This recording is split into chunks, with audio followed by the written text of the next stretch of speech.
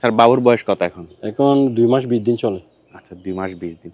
Sir আমাদের বাড়ির শেফা অয়েলটি ব্যবহারের আগে বাবুর ঠান্ডাজনিত সমস্যা কি কি ছিল? ওর সর্দি ছিল, নাকে পানি পড়তো, কাশি ছিল জি এবং কফ ছিল, কাশতো মাঝে মাঝে রাতে, রাতের বেলা ঘুমাইতে পারতো না। আচ্ছা স্যার এর আগে কি ডাক্তার দেখানো হয়েছে?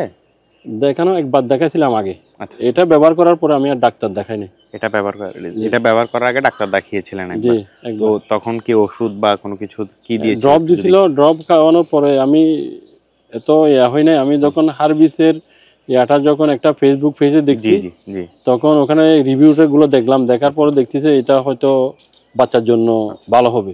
জি তখন আমি কি করছি, ওই এটা ফেসবুকের এই পেজ থেকে অর্ডার দিই। জি অর্ডার দেওয়ার পরে আমি এই নিয়মিত সকাল বিকাল ব্যবহার করার ফলে দেখি যে ওটা আল্লাহর রহমতে পায়খানা দিয়ে কফ বের হয়ে যাচ্ছে। আচ্ছা আচ্ছা আলহামদুলিল্লাহ, এটা বাবু এখন সুস্থ আছে। সুস্থ আছে, ভালো আছে। আর আমাদের বাড়ির শেফা অয়েল ব্যবহার কয়দিনের মধ্যে আপনি ফলাফলটা পেয়েছিলেন? আমি 1 সপ্তাহের মধ্যে ফলাফল পাইছি। আচ্ছা আলহামদুলিল্লাহ, আপনি 1 সপ্তাহের মধ্যে পেয়েছেন। এখন কি বাবুর কোনো ঠান্ডাজনিত কোনো সমস্যা কি এখন আর আছে? না, আল্লাহর রহমতে এখন কোনো সমস্যা নাই। আচ্ছা এখন রাতের বেলাও ঘুমাচ্ছে, দিনের বেলাও ঘুমায়। আচ্ছা এখনো ঘুমাচ্ছে, আজকে সকালবেলা দিছি এমনি। ঠিক আছে স্যার, আলহামদুলিল্লাহ বাবু এখন সুস্থ আছে। আপনি 7 দিনের মাথায় হচ্ছে ফলাফলটা পেয়েছিলেন। ঠিক আছে স্যার।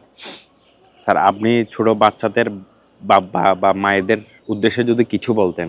যে আমি আসলে সবাইকে বলবো যে যাতে এই হারবিস তেলটা ব্যবহার করার জন্য, ডাক্তারি ওষুধ ব্যবহার করলে সব সময় কাজ হয় না।